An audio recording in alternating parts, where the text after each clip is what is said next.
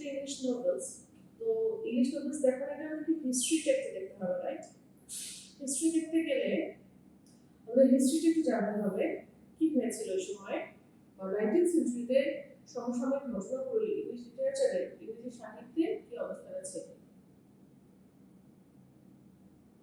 ওকে, so English লিটারেচারের history বলতে এখানে 5টা সেঞ্চুরি ধরে ইংলিশ লিটারেচারের যে ডেটটা এই ক্রোনোলজিটা, তো এটা এই this the literature not only represents authors or writers from almost every part of the world, but also it had untapped almost every major genre writings that one could possibly imagine. তো শুধু অথরদেরকে পরিচয় করা নাই, বিভিন্ন ধরনের genre যেমন নাটক, তারপরে কবিতা, বিভিন্ন ধরনের নোভেলা, উপন্যাসের কয়েক ধরনের ধরন আছে, সেগুলোর সাথে পরিচয় করিয়েছে এই হিস্ট্রিটা।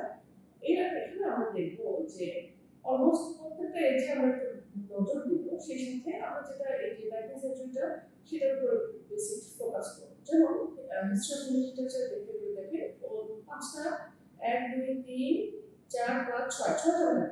ওল্ড ইংলিশ আমরা ওল্ড লিটারেচার আমরা জানি যে অ্যাংলো-স্যাক্সন পিরিয়ড আর নরমান কনকোয়েস্ট মিলিয়ে 858 থেকে 1100 সাল পর্যন্ত এই সময়কার ব্যক্তি টাইমলাইন। মিডল এজ টাইমলাইন হলো 1100 সাল থেকে 1500 সাল পর্যন্ত। রেনেসাঁ আছে 1500 থেকে 1660। এর মধ্যে রেনেসাঁর মধ্যে কয়টা ভাগ আছে? Tudor age, Elizabethan age, Jacobean, Caroline আর লেট রেনেসাঁ বা পিরিয়ড এজ। তারপরে আছে রেনেসাঁর পরে নিও ক্লাসিক্যাল এজ। এর মধ্যে আবার restoration age, Augustan literature, age of sensibility.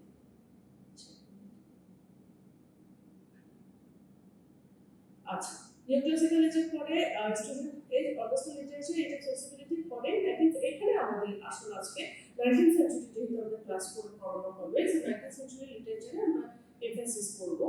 19th century লিটারেচারের মধ্যে আছে রোমান্টিসিজম বা romantic age, Victorian age. Victorian এজটাই আমাদের মেজর এমফাসিস হবে।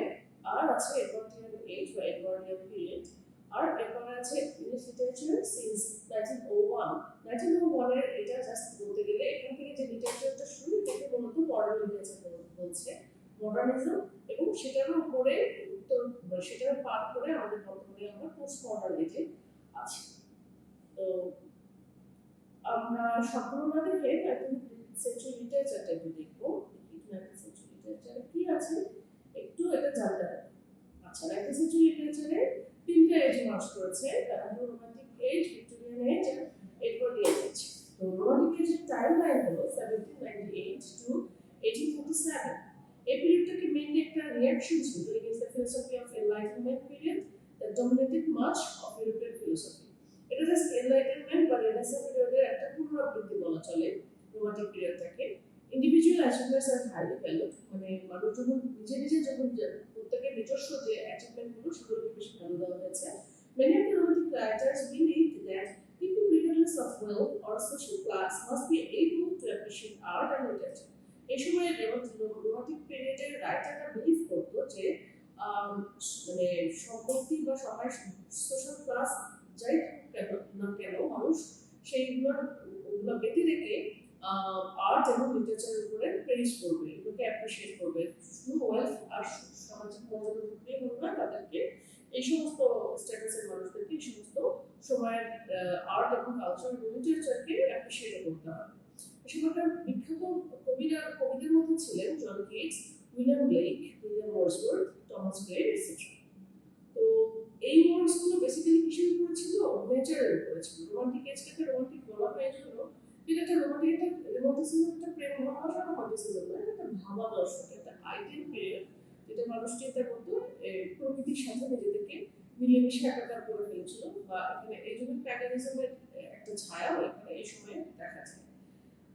They used personification frequently in the poems, এবং পার্সোনিফিকেশনও এই যে প্যান্থিজম বা নেচারের ডিপিকশনের সাথে জড়িত।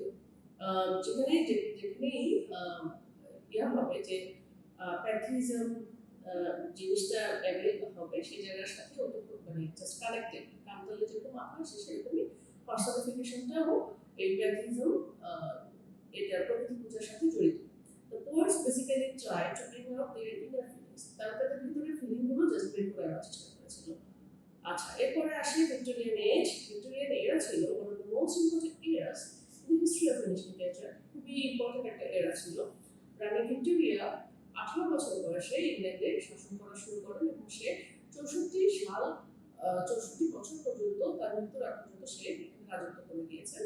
It is one of the longest rains in the history of England. সবচেয়ে যদিও কুইন এলিজাবেথের রেইন সবচেয়ে লংগেস্ট রেইন, কিন্তু এলিজাবেথ কুইন ভিক্টোরিয়ার সময় এটা ছিল অনেক লম্বা একটা সময় রুল করার। Many important social and historical changes altered the structure of the nation. বিভিন্ন ধরনের সোশ্যাল এবং সামাজিক এবং ঐতিহাসিক চেঞ্জ একটা জাতির স্ট্রাকচারে চেঞ্জ করে দিয়েছিল এই সময়। The population of the country almost doubled. এই ইংল্যান্ডের পপুলেশন জনসংখ্যা ডবল, জাস্ট দ্বিগুণ হয়ে গিয়েছিল। British empire expanded exponentially.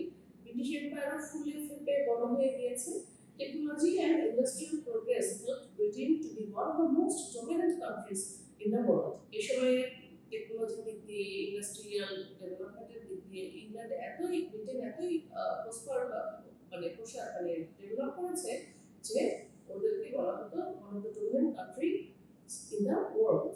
আচ্ছা, ভিক্টোরিয়ান এজে এটা একটা টাইম অফ গ্রেট প্রসপারিটি, খুবই উন্নতি সাধনের একটা সময়। জাস্ট কুইন এলিজাবেথের এজ, সেই সময়কে যেরকম গোল্ডেন যুগ বলা হয়, ভিক্টোরিয়ান এজও একই অবস্থা। This period made a lot of changes among people. মানুষের মধ্যে অনেক ধরনের চেঞ্জ নিয়ে এসেছে এই age. The lower class became more self-conscious, but on the other hand, the middle class people got more power in them. আচ্ছা, lower class মানুষের তার কোনো সে ছিল না। এই যুগে এসে যেটা হয়েছে, মানুষের অনেক সচেতনতা বেড়েছে লোয়ার ক্লাসে, এবং মিডল ক্লাসে কি হয়েছে, তাদের হাতে আরো ক্ষমতা বা পাওয়ার এসেছে। এবং রিচদের বেলায় কি ঘটে একটু দেখি। The rich became vulnerable in the society. Rich একেবারে vulnerable হয়ে ওঠে। Just like the Elizabethan England, the Victorian England saw a great expansion of prosperity, prestige and culture. এটা যেটা বললাম, এলিজাবেথের এজের মধ্যে ভিক্টোরিয়ান এজে মানুষের সমৃদ্ধি, মানুষের প্রেস্টিজ, সম্মান এবং কালচার সৃষ্টিতে মানুষ এগিয়ে যায় অনেক।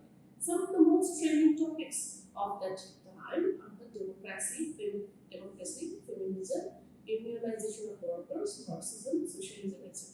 এই সময়কার যে ট্রেন্ডিং টপিকগুলো কিরকম ছিল, যেমন আমাদের এই সময় যেরকম ট্রেন্ডিং টপিক কি আছে, LGBT রাইটস, যদি জিনিসটা খুবই কন্ট্রোভার্সিয়াল, সেই ধরনেরই বলতে গেলে কিছু টপিক আছে এই সময়। ওই সময় ছিল ডেমোক্রেসি, গণতন্ত্র, ফেমিনিজম, নারীবাদ এখনো আছে। ইউনিয়নাইজেশন অফ দ্য ওয়ার্কার্স, শ্রমিক লীগ আমরা বর্তমানে যেটা জানি, সেটা তখনের থেকে এই সময় থেকে সূত্রপাত। যেহেতু ইন্ডাস্ট্রিয়ালাইজেশন হয়েছে, অবশ্যই একটা শ্রমিক সংখ্যাটা থাকবে, এটি স্বাভাবিক। মার্কসিজমের প্রক্রিয়া কি? কার্ল মার্কসের একটা দর্শন, থিওরি, যেখানে উনি বলেছেন যে সমাজে কোনো ভেদাভেদ থাকবে না। এই থিওরিটাও চলে এসেছে। ট্রেন্ডিং টপিক ছিল সোশ্যালিজম, সমাজতান্ত্রিকতা। এই সমস্ত সে সময়কার গরম হট কেকের মতো হত্যা হচ্ছে। Due to the industrial revolution, the country saw progress and growth. Industrial revolutionের জন্য দেশটা প্রোগ্রেস এবং গ্রোথের সাথে এগিয়ে চলেছে, but along with the poverty and exploitation was also part of it. যদিও দেশটা উন্নতি করে চলেছে ইন্ডাস্ট্রিয়ালাইজেশন থ্রুতে, বাট দারিদ্রতা এবং এই যে ছোট ছোট বাচ্চাদেরকে কাজের মধ্যে ফেলে এক্সপ্লয়েট করা, নারী এবং শিশুদের, এই জিনিসগুলো নিত্যনৈমিত্তিক পার্ট ছিল সে সময়। The poor were hired for industrial labor at a very low rate. কিভাবে এক্সপ্লয়েট করতো? ছোট ছোট বাচ্চাদেরকে, গরিব বাচ্চাদেরকে জাস্ট খুবই কম টাকায়, তারা খুবই কম রেটে তাদেরকে কাজে নিয়োজিত করা হতো। আচ্ছা, the Victorian period was a time of contradiction. এই সময় বিভিন্ন ধরনের কন্ট্রাডিকশন, কিছু সাংঘর্ষিক বিষয়, যেগুলো একজন আরেকজনের সাথে সম্মত নয়, এরকম কিছু জিনিসের আবির্ভাব ঘটে। Often referred to as the Victorian compromise, যেটাকে বলে ভিক্টোরিয়ান কম্প্রোমাইজ বলে বলা হয় আর কি। ভিক্টোরিয়ান কম্প্রোমাইজ আমরা অপরাহ এই সময়কার বৈশিষ্ট্য, এটা আমাদের ভিক্টোরিয়ান এজই ভিক্টোরিয়ান কম্প্রোমাইজ দিয়ে চিহ্নিত করা হয়। ক্যারেক্টারিস্টিকই হলো ভিক্টোরিয়ান কম্প্রোমাইজ। তো সেখানে সায়েন্স আর রিলিজিয়নের মধ্যে ডিফারেন্স ছিল। কনফ্লিক্টটা কেন হয়েছে? ডিউ টু দ্য ডিফারেন্সের জন্য বিজ্ঞান এবং ধর্মের মধ্যে একটা কনফ্লিক্ট ছিল। সেকেন্ডলি আর কি ধরনের গ্যাপ ছিল, gap between rich and the poor widen drastically, খুবই ভয়াবহভাবে গরিব আর ধনীর মধ্যে পার্থক্য বেড়ে গিয়েছে। গরিবরা কি করতো যে আরো গরিব হওয়া শুরু করছে এই সময়, এবং ধনীরা আরো রিচে পরিণত হয়েছে।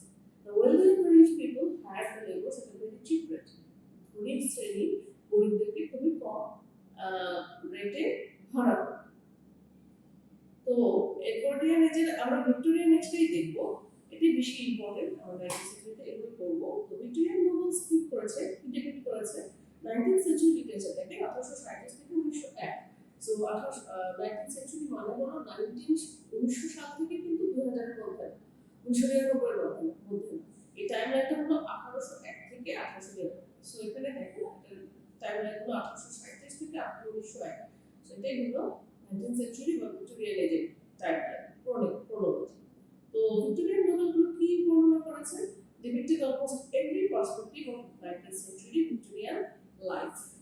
এটা 19th century যে ভিক্টোরিয়ান লাইফের সবকিছু মোটামুটি এখানে বর্ণনা করা হয়েছে। যদিও কবিতা এবং গদ্য খুবই ব্রিলিয়েন্ট ছিল এই সময়, বাট নোবেল এই সময় বেশি জনপ্রিয়তা লাভ করেছে ভিক্টোরিয়ান পিরিয়ডে। ঠিক আছে,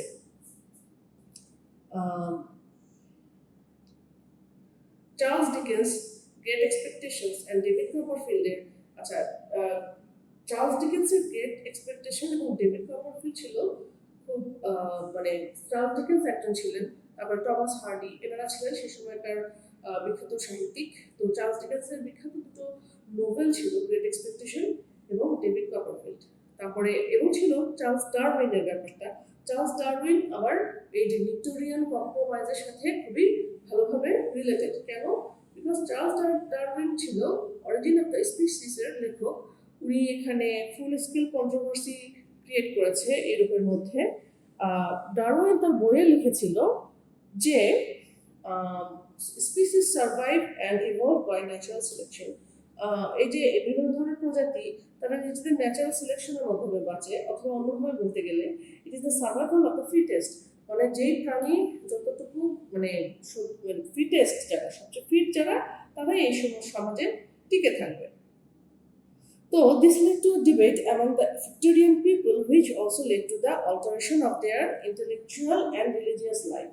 তো এটা একটা ভিক্টোরিয়ান মানুষদের মধ্যে, ওই সময়কার মানুষের মধ্যে একটা ডিবেটের তৈরি করে, একটা বিতর্কের সৃষ্টি করে, যেটার মাধ্যমে বুদ্ধিজীবী বা ইন্টেলেকচুয়াল মানুষ এবং রিলিজিয়াস মানুষের মধ্যে একটা বিভেদ সৃষ্টি করে। Another most popular author of this period under consideration was Lord Alfred Tennyson. ইনি একজন বিখ্যাত সাহিত্যিক 18th century, 19th century. He wrote in Memoriam, which talks about the reflection on the death of his friend Arthur H. Hallam. উনি in মেমোরিয়াম নামে একটা কবিতা লিখেছিলেন। এটা একটা এলিজি ছিল বা শোক গাথা, যেখানে তার বন্ধু সম্পর্কে উনি লিখেছিলেন। আচ্ছা, এডওয়ার্ডিয়ান পিরিয়ডটা দিয়ে আমি শেষ করছি, এজটা দিয়ে 1901 থেকে 1910, বেশি সময় না, তাও 19th সেঞ্চুরির জন্য এডওয়ার্ডিয়ান পিরিয়ডটা গুরুত্বপূর্ণ। কুইন ভিক্টোরিয়ার মৃত্যুর পরে যেটা হয়, king Edward 7 came into the thrown. Edward 7 ক্ষমতায় চলে আসেন। তার ইংল্যান্ডে এই সময় তার রাজত্বকে এডওয়ার্ডিয়ান এজ বলা হয়ে থাকে। এটা জাস্ট একটা 1 দশক 9 বছরেরও কম সময় টিকেছিল কিং এডওয়ার্ড 7 এর রাজত্ব। যদিও king Victoria, a lady on the throne for at last 64 years, উনি ক্ষমতায় ছিলেন king Victoria, but she was unable to do something for the upliftment of women. উনি মহিলাদের জন্য ভালো কিছু, মানে গুরুত্বপূর্ণ কিছু, উল্লেখযোগ্য কিছু করে যেতে পারেন। বাট এই সময় যেটা হয়েছিল, the women status in the society seemed to increase. এই এডওয়ার্ডের সময় মহিলাদের স্ট্যাটাস বাড়তে থাকে।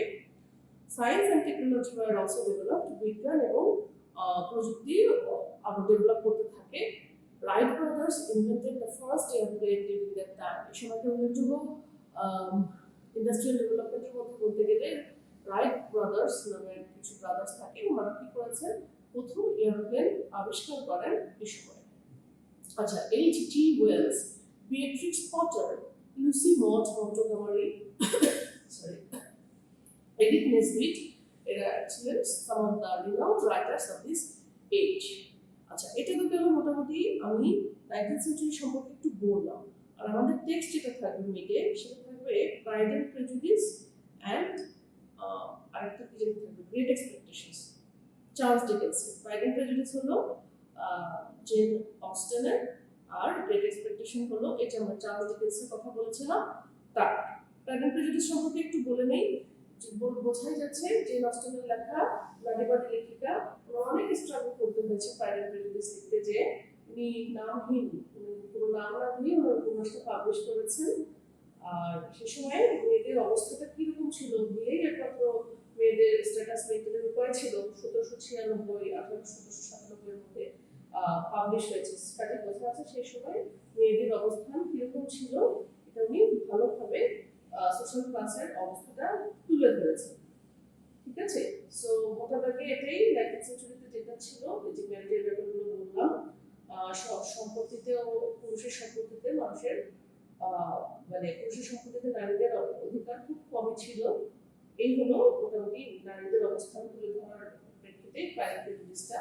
আর গ্রেট এক্সপেকটেশনে যেটা আমরা দেখবো চার্লস ডিকেন্সের, সেখানে হলো পিপ পিপ নামে একজন ক্যারেক্টার, সে হলো প্রোটাগনিস্ট। আর সেই ক্যারেক্টারটার ডেভেলপমেন্ট, ছোট থেকে বড় হওয়া, তার সমাজ, তার আশেপাশে কি ঘটলো না ঘটলো, তার অর্থনৈতিক অবস্থা, মানসিক অবস্থা পরিবর্তন, সেগুলো হলো টমাস ডিকেন্সের